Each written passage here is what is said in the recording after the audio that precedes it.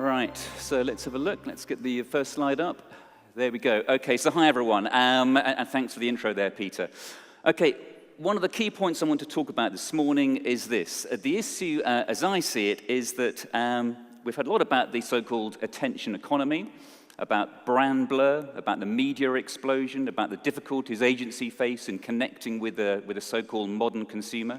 We've just heard obviously a lot about that just now in terms of developments in mobile technology and digital technology, what's going on there and how we're trying to reconnect with these people. My issue here is that actually the problem the agency world is facing, the problem that brand world is often facing is that consumers, as we all know, you will know this as well as I do, consumers aren't behaving as they used to. People aren't listening in the way that they used to.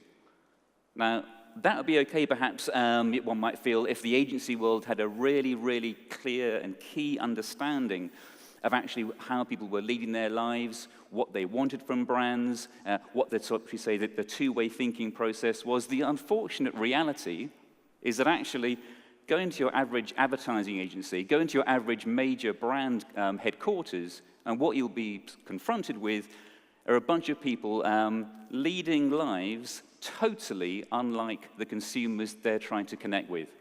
There's a comment this year, early this year, down at the Cannes Advertising Festival, when the head of marketing globally from Unilever was saying that, could you imagine anywhere in the world less like the rest of the world than Cannes?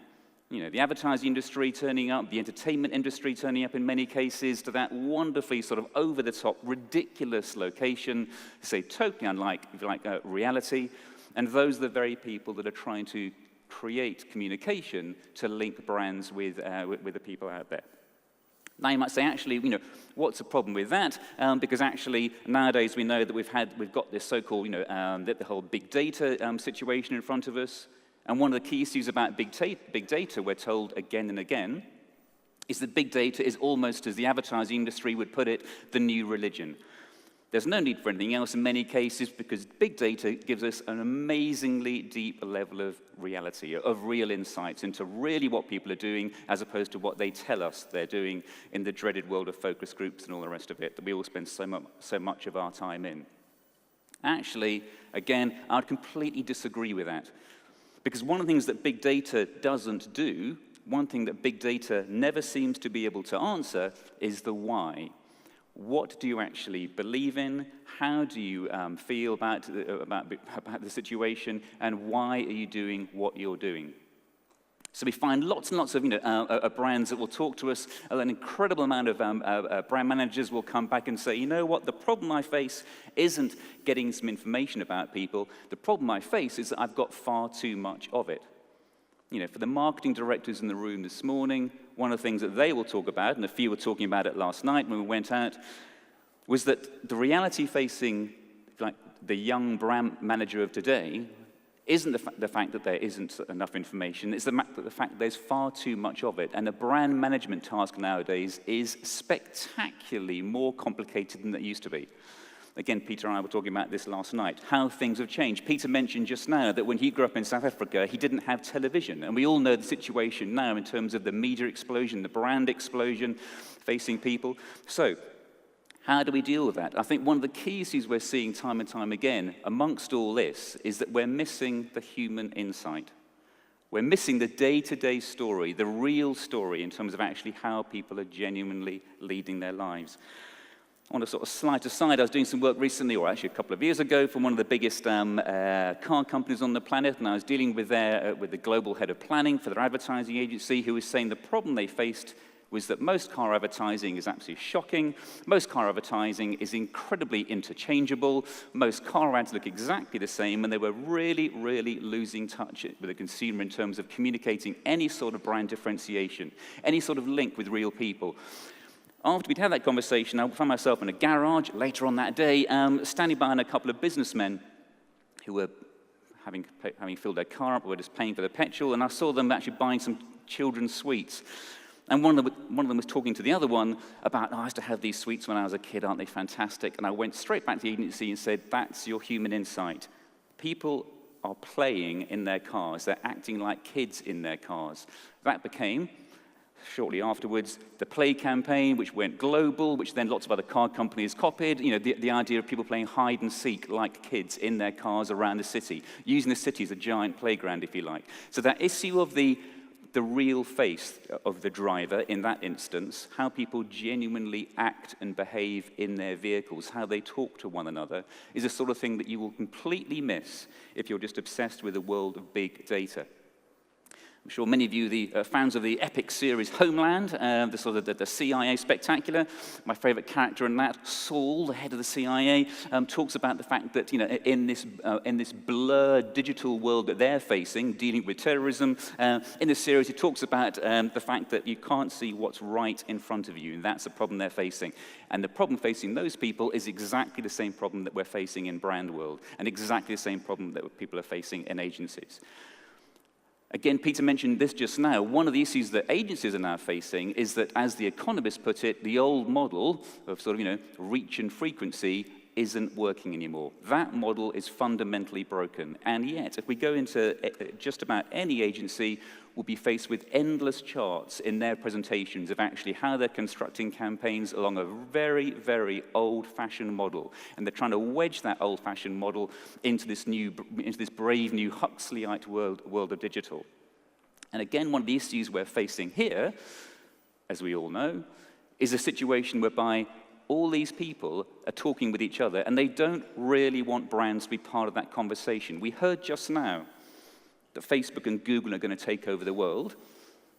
What we haven't heard about is actually if people want them to do that. Yes, sometimes people are totally open to the behavior that's going on nowadays. They're totally open to brand activity, but very often people don't want brands to be anywhere near them. People are far less affectionate towards and obsessed with brands than we think, than certainly the brand owners think. Brand owners, as we all know, seem to be obsessed with the idea that people walk around and they're thinking about brands all the time. They're sort of, you know, they're linking with brands, they're using them to navigate their way through the world, as endless agency presentations will tell you. Actually, people think about brands far less than we think. The problem we've faced recently, talking about people like Facebook, is that, you know, brands like that will be desperately trying to get us to like them, inverted commas, and we all know that if you do like someone on Facebook or virtually anywhere else online, then what do we find? You're faced with endless, annoying, irritating, irrelevant ads that are just getting in the way. And of course, one of the issues there is this notion of good brands and bad brands, positive branding and negative branding. You know, we all know that, you know, one of the key issues, one of the key trends of our time, it'll be one of the key trends of our time for several years to come, is the so-called obsession with trust. This angle of people, you know, absolutely wanting to believe and needing to believe that what they're told, what they're being confronted with, is the truth. Actually, as we all know, in many, many cases, the opposite is the case. Now, obviously, there's a lot of sort of, you know, positive, good branding going on. One of the issues about brand trust and brand transparency is this issue that people are wanting to connect more and more with locality, with their community, with one another. The human face desperately sort of needs to be brought to the forefront of communication. The human voice needs to be brought to the front of it and to the forefront of it. And often, again, I say the opposite is the case. So we'll see things like American Express, one might think an incredibly faceless brand, but actually doing really, really interesting, useful things over the last couple of years with, for instance, their Buy Local, Shop Small Day that initially started in the States and is now being rolled out globally, where American Express are supporting local shop owners and local people, encouraging people to get away from the hypermarket, get away from the hyperstore, get away from the big mega complex, and instead go local and buy from the local artisan, the local craft person. On the other side of it, we see people like Google in a world where trust is so paramount, and what do we all know? Again, one of the key trends of our time is the end of privacy. Talk to any psychologist, they'll tell you there is an absolute fundamental human need for privacy. When you don't have it, real problems start appearing. And a great deal of uneasiness goes around any room that one can talk in front of or talk with when you talk about the issue of Google knowing everything about our online activity, because people don't want to have someone looking over their shoulder figuratively or literally, on a 24/7 basis. That issue of Google now becoming so omnipresent and so epically powerful is not something that people want, but is something that they proudly proclaim to brands, for instance, when they say, we can tell you everything about your consumer because we know everything that they're up to. And they're saying people basically are fundamentally not wanting that to happen. Meanwhile, while we've seen things like, the brand explosion, brands getting more and more powerful on any level, be it the corporate brand, be it the political brand, be it, say, the government brand or whatever, what we all know is that there's a crisis of authority. I mean, I'm sure we all travel a great deal. Recently, I've been traveling over the last few months on projects in the Middle East, in Russia, Scandinavia, or around Europe, or around the States, carrying out social research and cultural research and political research, because I often also work with political think tanks looking at social futures and issues that are confronting people. I do a lot of work in the youth market, which is where I first started, and one of the issues you'll see, obviously, is that people have had enough. Obviously, we've seen it here very recently in the hotel we're staying in. The speakers are staying in, next to the main square in Istanbul.